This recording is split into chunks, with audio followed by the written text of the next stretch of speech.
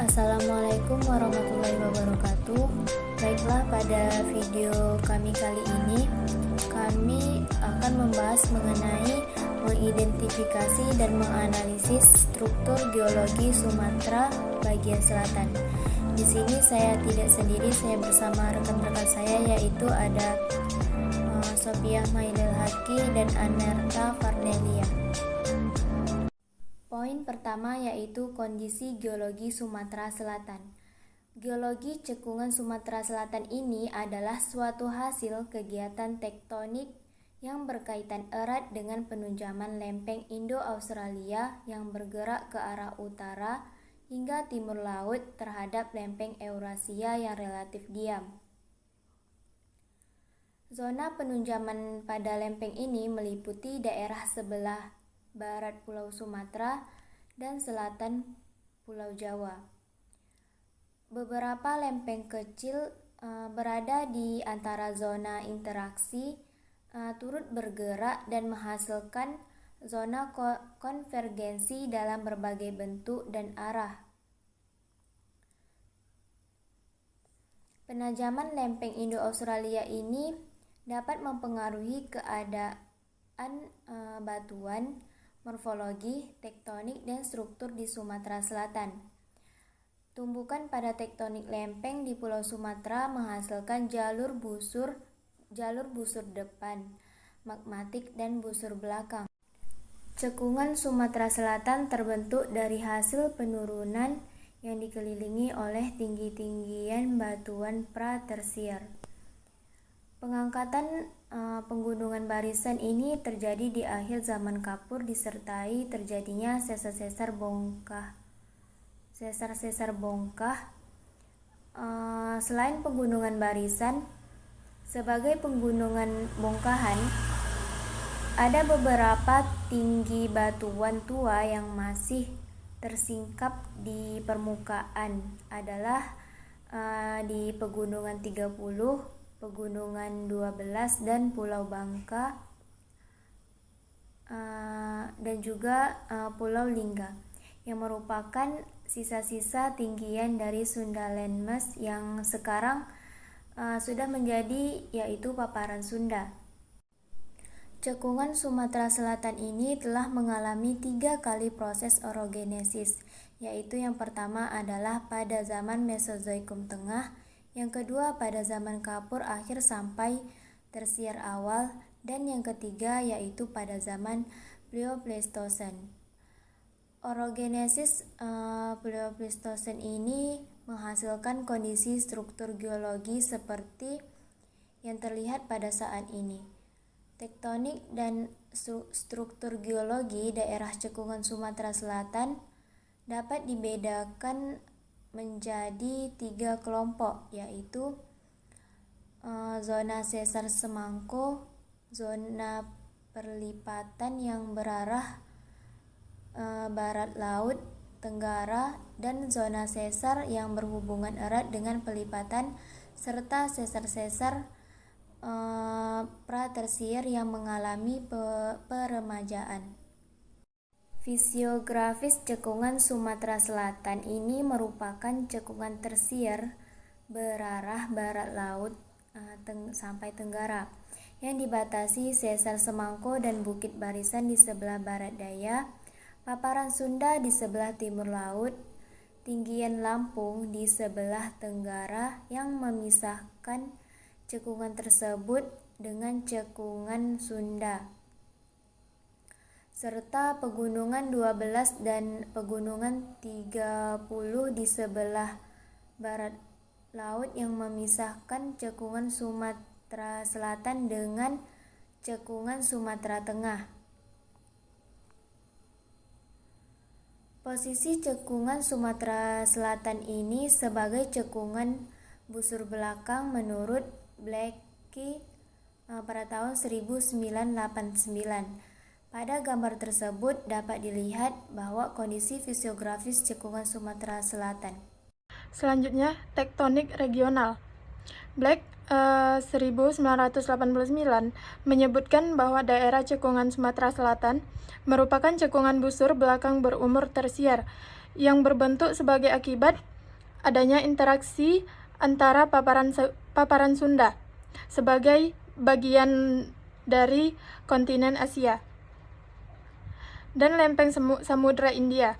Daerah cekungan ini meliputi daerah seluas 330 kali 510 km, di mana sebelah barat daya dibatasi oleh singkapan pratersier Bukit Barisan, di sebelah timur oleh paparan Sunda.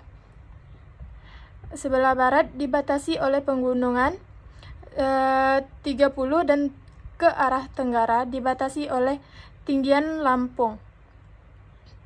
Cekungan Sumatera Selatan terbentuk selama ekstensi timur barat pada akhir pratersier sampai awal tersier.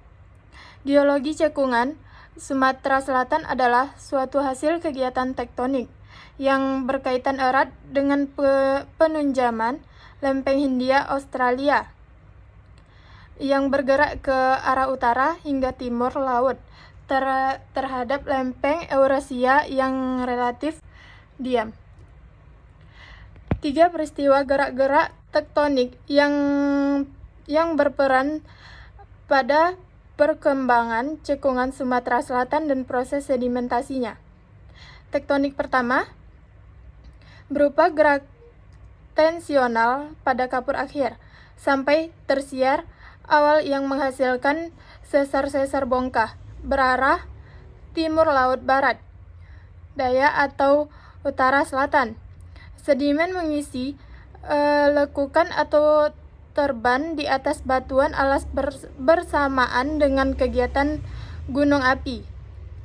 Tektonik kedua berlangsung pada Miosen tengah akhir intramiosen, menyebabkan pengangkatan tepi-tepi cekungan dan diikuti pengendapan bahan-bahan klastika.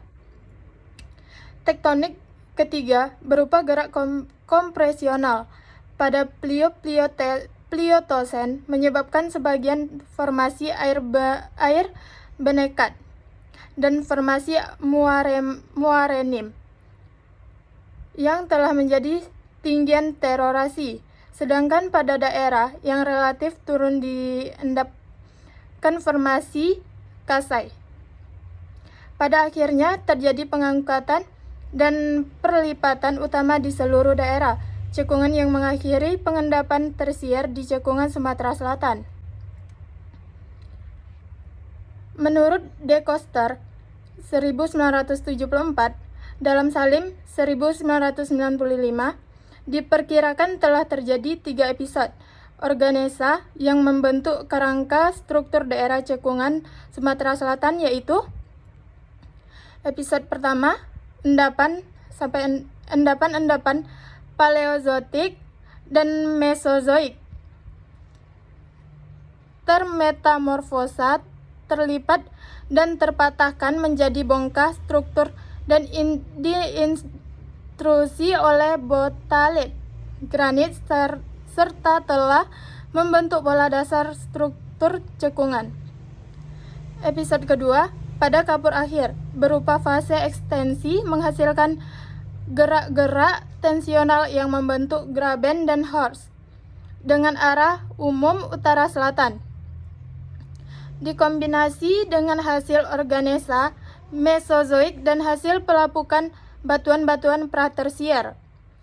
Episode ketiga berupa fase kompresi pada Pleistosen yang menyebabkan pola pengendapan berupa menjadi regresi dan berperan dalam membentuk struktur perlipatan dan sesar sehingga membentuk konfigurasi geologi sekarang.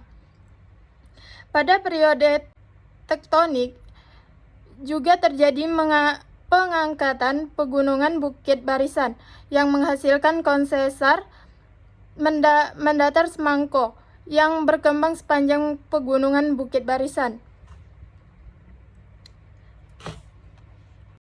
Selanjutnya mengenai stratigrafi regional.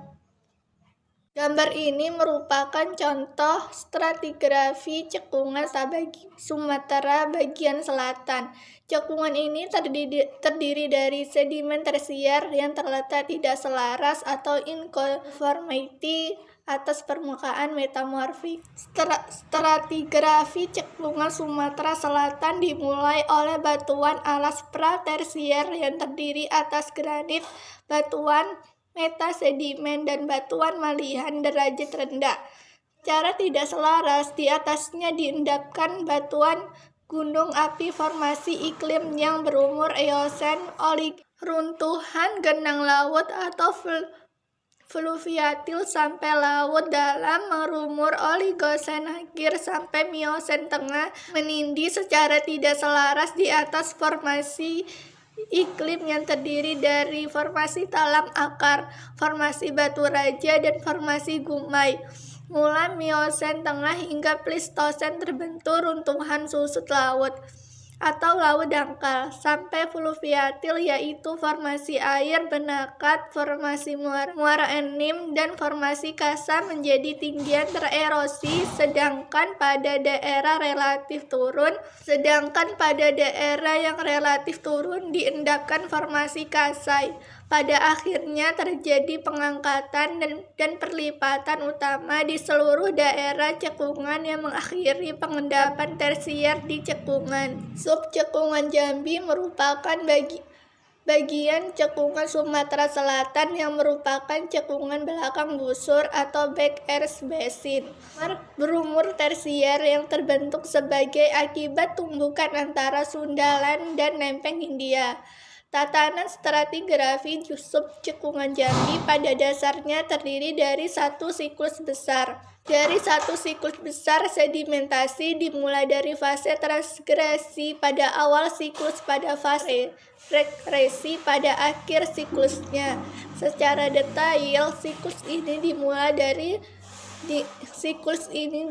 oleh siklus non-marin, yaitu dengan diendapkannya formasi lahat pada Oligosen awal, dan kemudian diikuti oleh formasi talang akar yang diendapkan secara tidak selaras di atasnya. Fase transgresi maksimum ditunjukkan dengan diendapkannya formasi gumai bagian bawah secara selaras di atas formasi batu raja yang terdiri dari batu serpih laut dalam.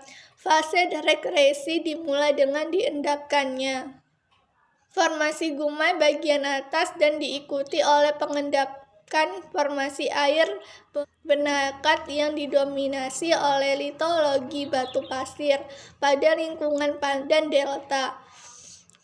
Formasi air benakat diendapkan secara selaras di atas formasi gumai.